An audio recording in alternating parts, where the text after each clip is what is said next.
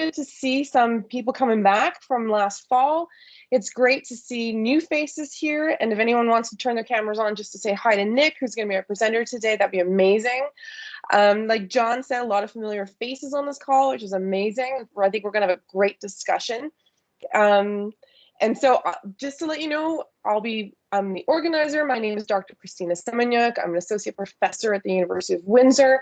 And I'm also the director of FishCAST. And FishCAST is an NSERC Create training program for graduate students. It's the only freshwater fisheries one in Canada presently, where we're training our next generation of scientists to become leaders in the field of freshwater fisheries conservation and management.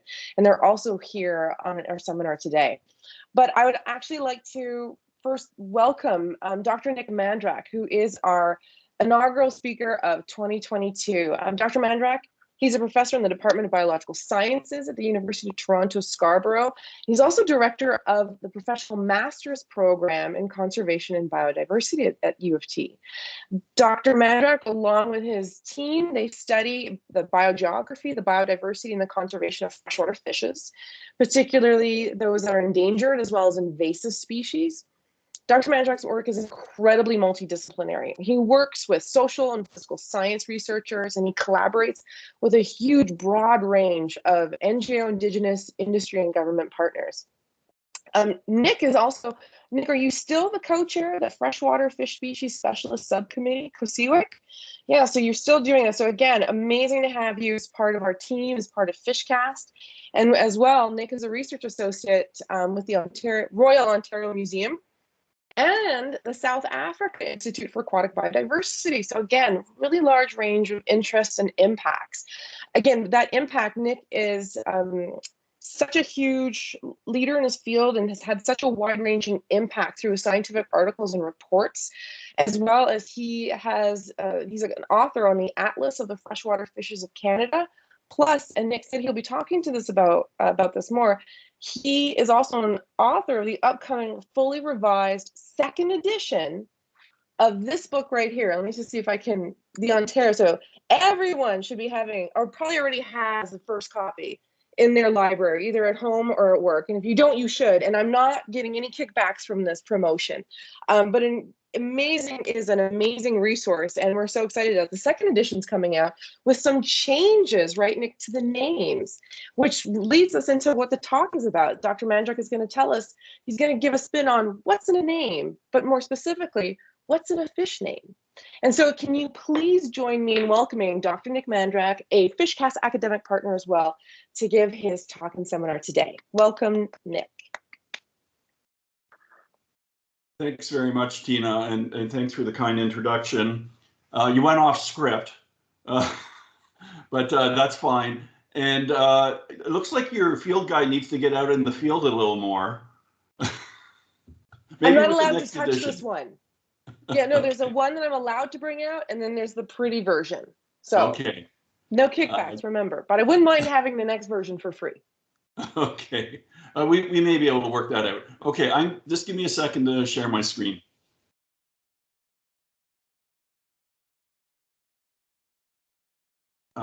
Can you see my screen? You bet. Okay, looks great. Okay, so thanks everyone for being here, and I want to remind you that this is a seminar that is put on by FishCAST, which is our NSERC Create to train the next generation of fisheries professionals. And some of this will be old hat for you, some rehash. Actually, I'm asking you to dust off your first year biology brain cells for the first part of it. And then I will get into, so I'll start off with taxonomy 101. Then I'll talk about scientific names and common names in general. And then I'm going to relate it to specifically the changing names of Canadian freshwater fishes. So again, dusting off your brain cells, just keep in mind the differences between these terms. So systematics is the science of identifying the relationships among groups of organisms. Taxonomy is the science of identifying, naming, and classifying those organisms. And as biologists, we follow taxonomic convention known as biological nomenclature, which is the formal system of naming species of living organisms. And when we talk about species names, what we're really talking about is binomial nomenclature that was first made popular by Linnaeus, although it does predate Linnaeus. And keep in mind that binomial nomenclature has two parts to it. A genus name, for example, in this case, Rhinichthyes, where remember the first letter is capitalized, and a species epithet. So you can't call it a species name because it's only one half of the species name. So we call it a species epithet. And for example, cataracti, the species name being Rhinichthyes cataracti. And that species epithet is in all lower cases. And so let's look at Rhinichthyes cataracti. You see we have several pieces to the name here. We have the common name, in English, long-nosed dace. We have the scientific name made up of the genus name and the species epithet. And in this case, the etymology of the scientific name is Rhine, means nose. Ichthyes means fish, so nose fish. Cataracti means cataracts. And this species was named after Niagara Falls, its type locality. And we could have a whole lecture on what type locality and type in general means. But briefly, a type is a specimen that is set aside as being representative of the species. And usually the first specimen based on which the description is described is known as the holotype. And the location from which the holotype was collected is known as the type locality. So basically, the first description of long-nosed dace, Rhinichthyes cataracti, is based on a specimen collected near Niagara Falls.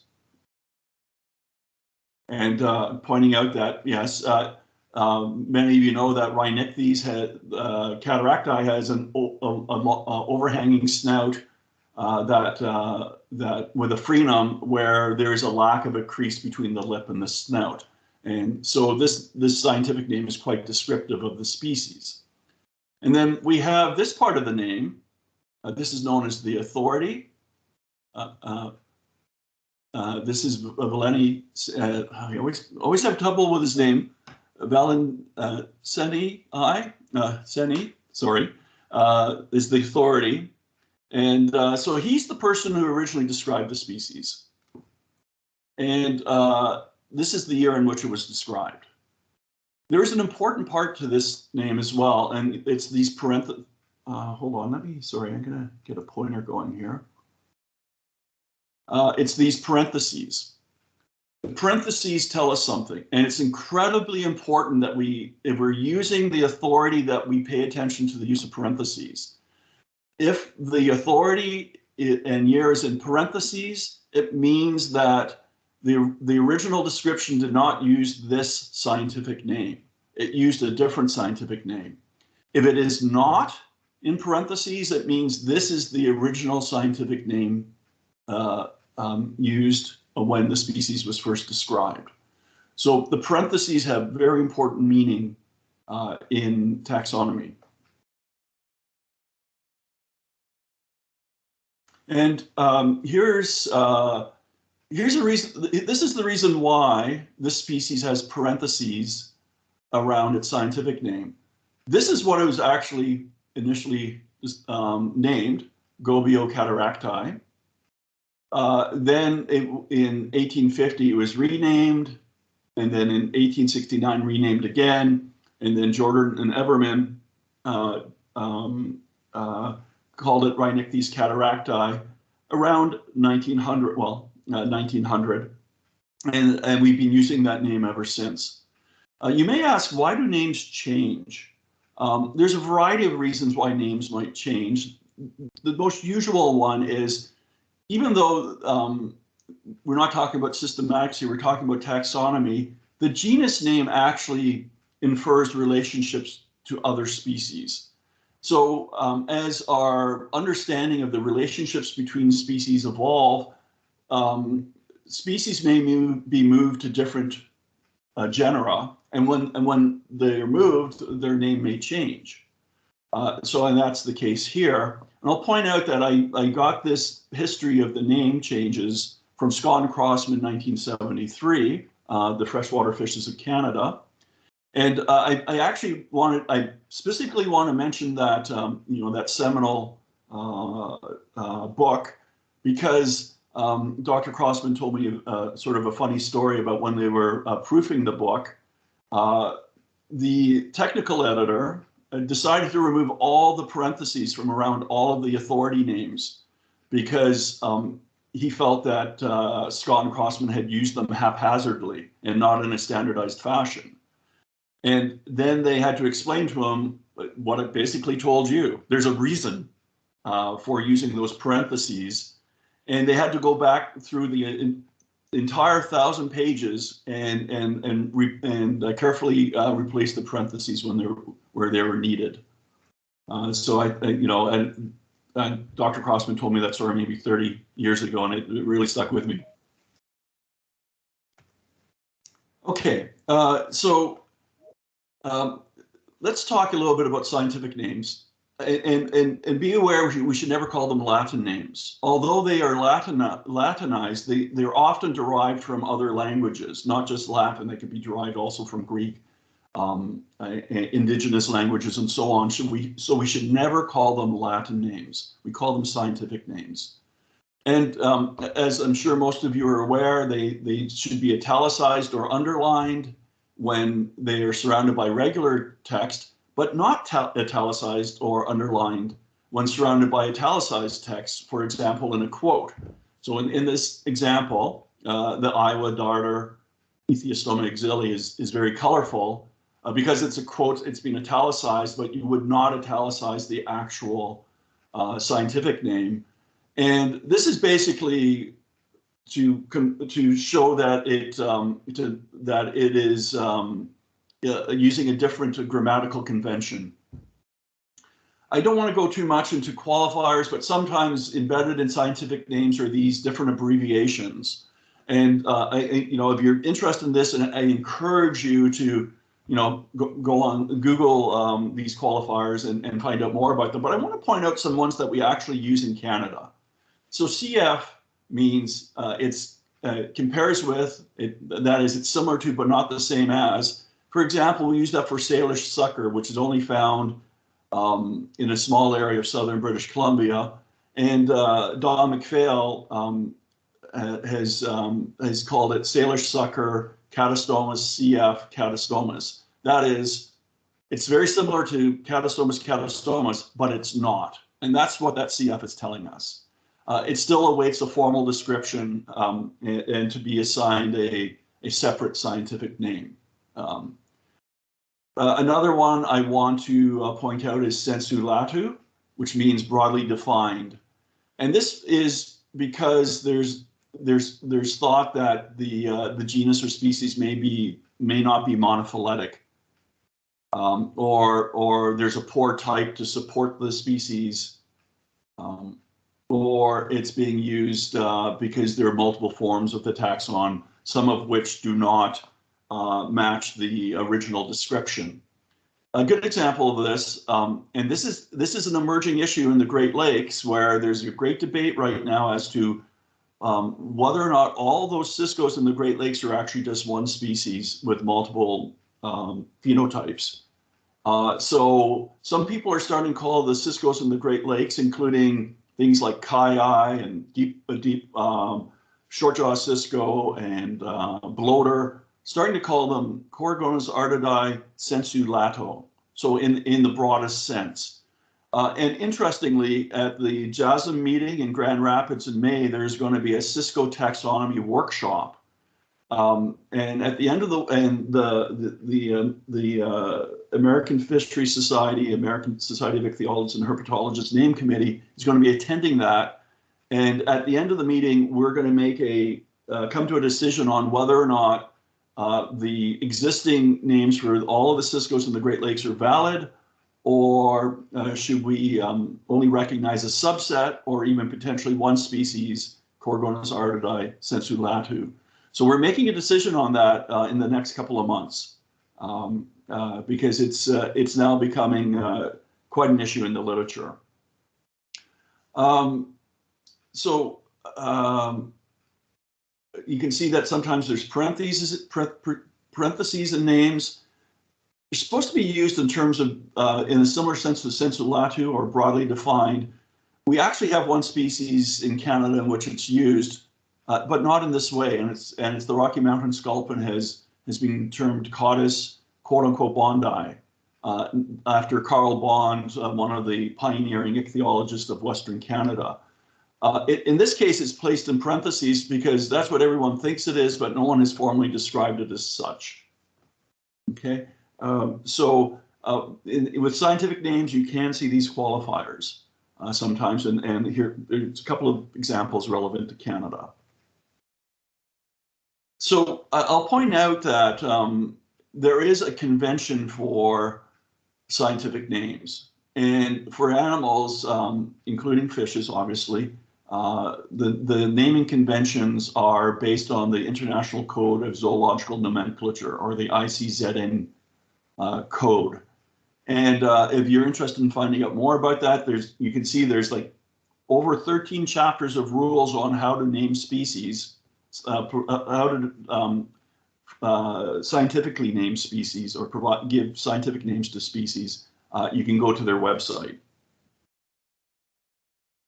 And so if you're interested in finding out the current scientific names of fishes, for example, what if you're reading, an older publication and you came across a scientific name that you didn't recognize, and it was a name that was used previously to the current one? How would you determine what the current name for that species is? Well, you can go to Eschmeyer's Catalog of Fishes online, and you can search for every fish name that has ever existed. And so this is the place to go to determine what the current scientific name is of any fish that has been formally described. And here, for example, I searched for Rhinichthys cataracti. And when you look over here, you can see some of those previous names that I identified had been previously used. And then when you go over to, I don't know, Gobio cataracti, you go over and you see current status valid as Rhinichthys cataracti. So it gives you the current name. So here's an example, a good example of how, you could have searched for Gobio cataracti and it would come back and said, giving you all of this information and indicated that its current status is as valid as Rhinichthys cataracti. So if you have a name that you don't recognize, go to Eschmeyer's Catalog of Fishes and search for it, and you'll find all the synonyms. That's what we call the different names for the same species that have ever been formally described. Okay, common names. Well, there is no universal standard, and often common names are not provided in the primary literature descriptions of new species. Well, in North America, we actually have this Committee on the Names of Fishes. That's a joint committee between the American Fisheries Society and the American Society of Ichthyologists and Herpetologists. And I've been the Canadian member on this committee since 2004. And they publish a list of common scientific names. And this is the most recent one, published in 2013. And it's published every 10 years or so. The 8th edition is to be published later this year or early next year. Unfortunately, it's not online yet. We've been lobbying to put it online for the last decade, but I believe that AFS feels that it might impact book sales if we do that. However, you should know that AFS actually provides a file that can be added to your spell check, so your scientific names in any of your Word documents will not be underlined as being incorrect.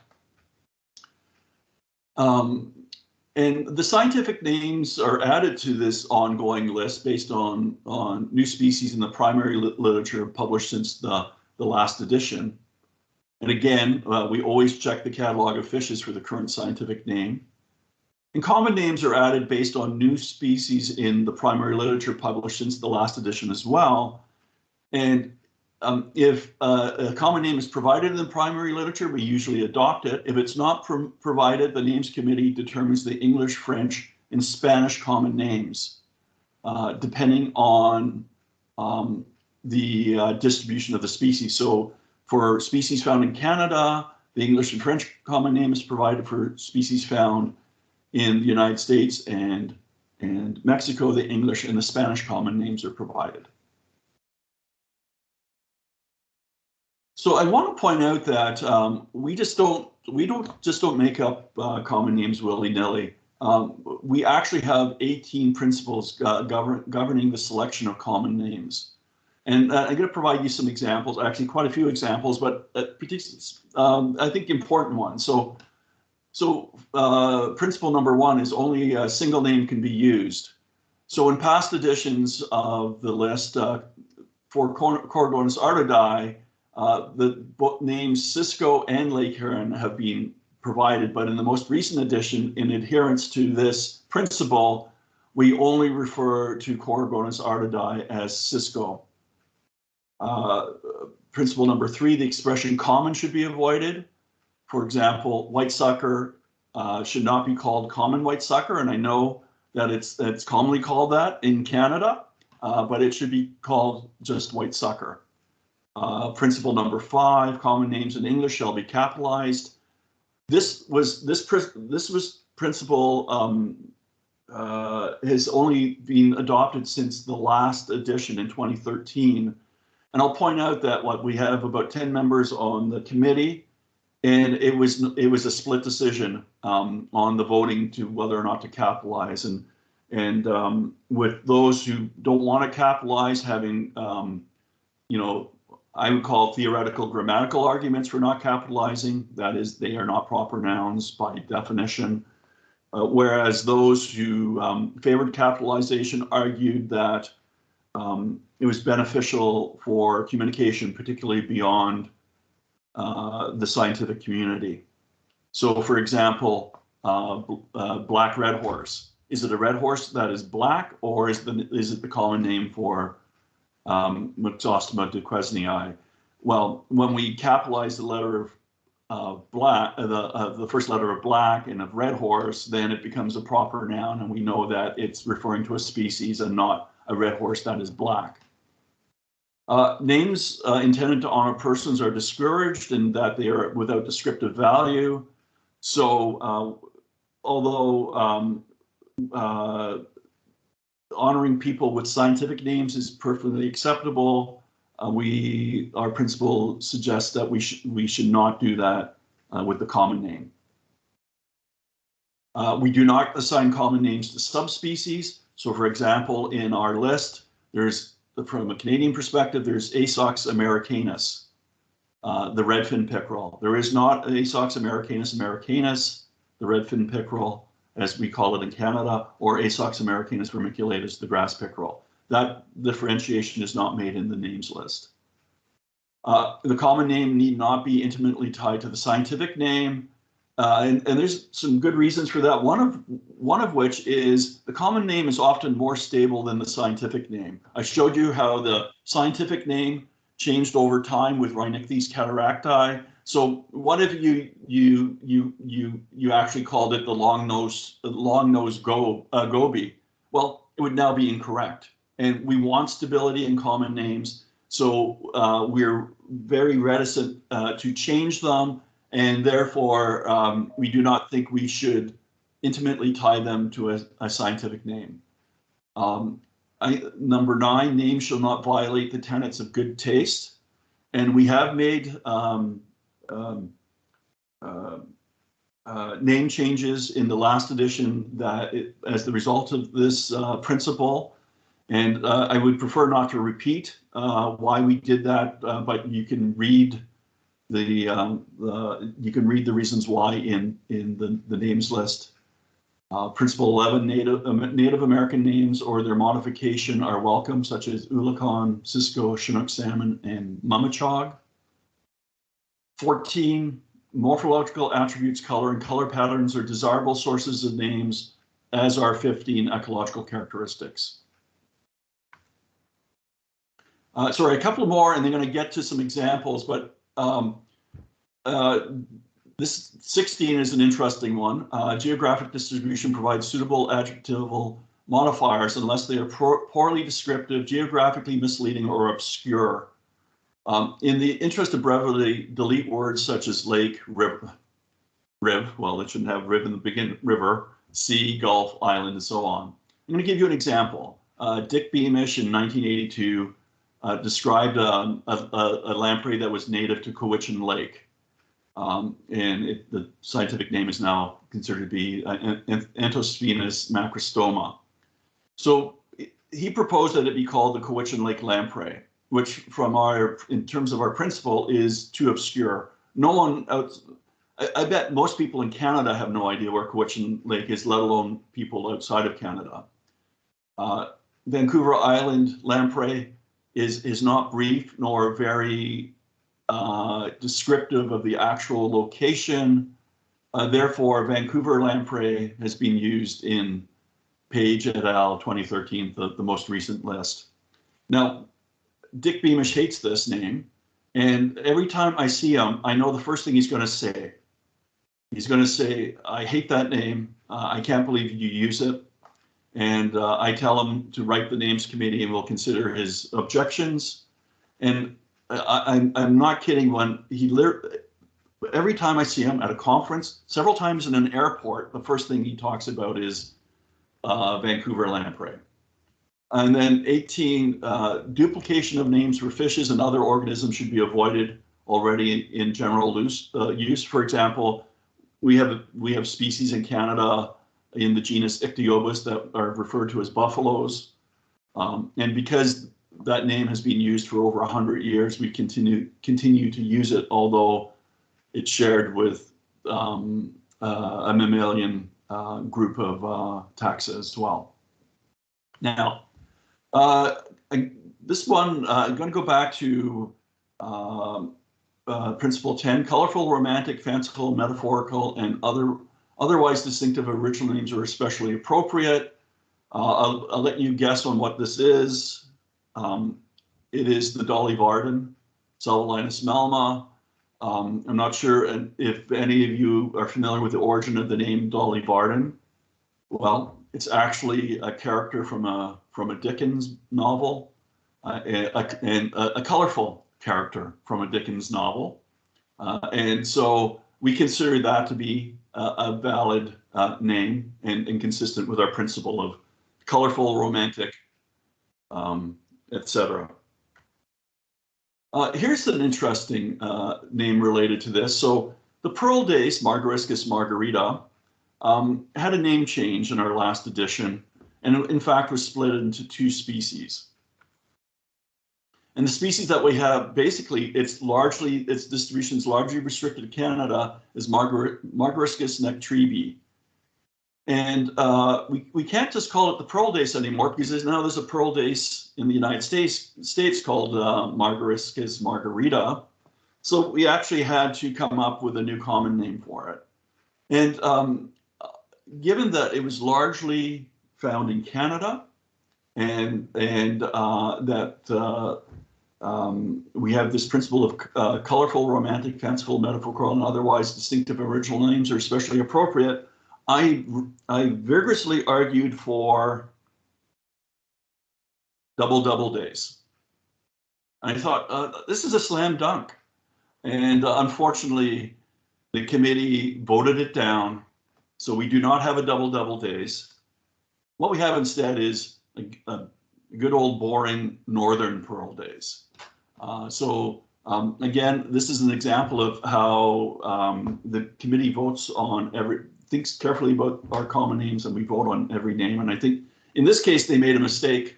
I can't even remember if the vote was close, but it was. I was very disappointed when it didn't go our way, and we do not have a double days. So just to finish up here, I don't want you to read through this in detail. Again, the names have changed.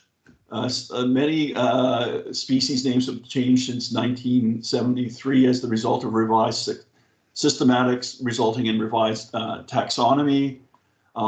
These name changes are going to be published in a zoogeography chapter of the upcoming Freshwater Fishes of Canada book, as well as the upcoming Atlas to the Freshwater Fishes of Canada that will be published late this year or early next year by the University of Toronto Press. So these are the current names that we will use and are likely to be also in the next edition of the names list. So you can see that we've had some updating based on revised taxonomy. I want to give you one example, and this is it comes from another story from Dr. Crossman 30 years ago or so, and it was when it was so you can see that in 1973 in Freshwater Fishes of Canada, northern red-bellied dace was in the family Cyprinidae, was considered, and the scientific name was Chrysomus eos. And then in 1980, it was changed to Foxinus eos. And I remember in the late 80s talking to Dr. Crossman about this, and he says, "Oh, don't worry, the names will change again." And guess what? He was right. It changed back to Chrysomus eos in 2013. In 2022, in the next names list, it's likely to remain Chrysomus eos, but it will be in a different fish family. Leuciscidae, sorry, is the new family that this species will be in, and I'll talk a little more about that in just a second. And some of you may have seen this this recent paper that says that we should be using Styzosteion as the valid generic name for walleye, sauger, and Eurasian pike perch, because in 2013, I believe, maybe 2004 actually, Styzosteion was changed to sander based on new views in the literature. The argument by Dr. Brunner is that you cannot use a common name as the basis for a scientific name under the ICZN code. We are going to continue to discuss this with the names committee and make a decision before the next list. But right now, our view is that his argument is incorrect. But don't hold me to that, because that can change. We will be discussing this at our last meeting before we publish the list. I don't want to get through this, go through this in detail, but I just want to point out that we do have new species in Canada as the result of revised taxonomy and systematics, splitting species into multiple species, as we can see here. This happened multiple times in Canada. And then we actually have species that are new to the fauna since 1973. And they're either new because they're introduced, or they're new because they've always been here and not previously reported or detected or reported, and hence not included in Scott and Crossman 1973. You see something here, this SPP. Just a side note about how to use this abbreviation. It means species. You use SP, single P, period, when you're referring to a single species, and then you would use SPP, period, when you're referring to multiple species. And you do not italicize this part of it. And I can show you right now, I can see an error. So under Noxac dace, Rhinichthyes spua, it's used incorrectly. That should not be italicized. And it refers to a single species, whereas in Ichthyobus, that refers to several species.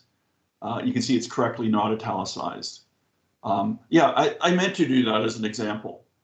So please, when you use SPA, please use it correctly. Okay, well, you may be among the first to see the draft cover for the new field guide here. And we are making these family level changes in the upcoming names list and in the new Ontario field guide, as well as the zoogeography chapter in the Freshwater Fishes book and the Atlas. So in 2013, we had already placed central mud minnow in the pike family Asocidae. That's not changing. I think this is a significant change and has already created a lot of controversy. And I'll explain what the controversy is on the next slide. So you can see that Cyprinidae has been divided into four families, largely based on recent molecular and genomic analyses, as identified below. And so those four families are Cyprinidae, which is now restricted to carps and goldfishes, such as Cyprinus carpio and this Carassius species. Leuciscidae is the minnows that we typically think of in North America and Europe, and include North American genera like Chrysomus, Notropus, and Rhinichthyes, and the European genus Foxinus. Tinkidae, the tenches, currently is now a monotypic family. We still call it tenches in the event that there are some fossil tench are found that are not the same species as the extant species.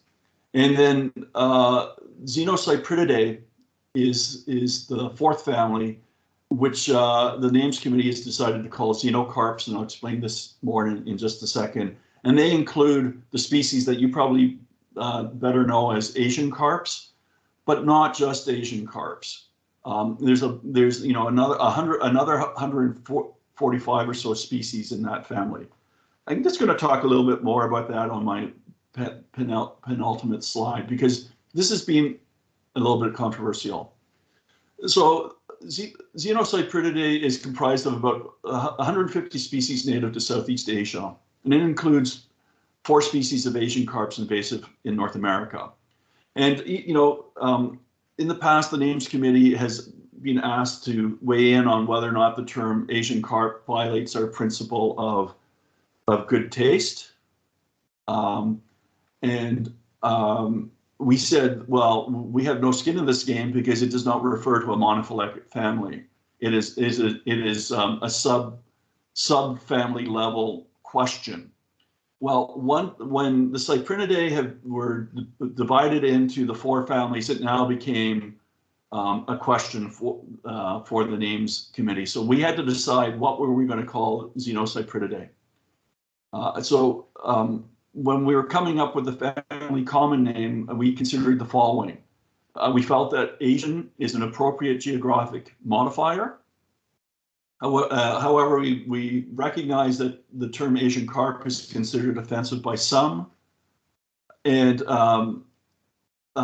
some agencies are going to be using the term invasive carps, and I'll let you know that that's taxonomically incorrect, unless they include common carp and goldfishes, because the term invasive carps from a North American perspective includes species from several families, including Cyprinidae and Xenocyprididae, and hence is not monophyletic, and therefore cannot be used for this family.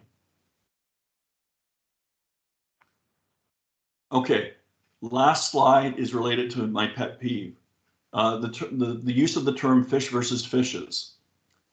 So basically, you use the term fish either if you're from Newfoundland and you're talking about cod. It's a cultural thing. Yes, that's valid. But from an ichthyological perspective, if you have one or more of the same species, you refer to them as fish. For example, this tank is full of fish. If you're referring to more than one species, you use the term fishes. That is, for example, the ocean is full of fishes. Okay, so please carefully think about how you're using the term fish and fishes. And with that, I thank you for listening, and I'm happy to take any questions. And I'm going to stop sharing now so I can see faces. Thanks so much, Nick. That was amazing. I really appreciate it, and I think everyone else did. I've learned so much more. And being on grants with you and papers with you, I was actually going to ask you to explain to people about fish versus fishes, because we've gotten little lessons from you in our comments down the side. So that was amazing. I love how you closed it. We've got some questions already lighting up our chat.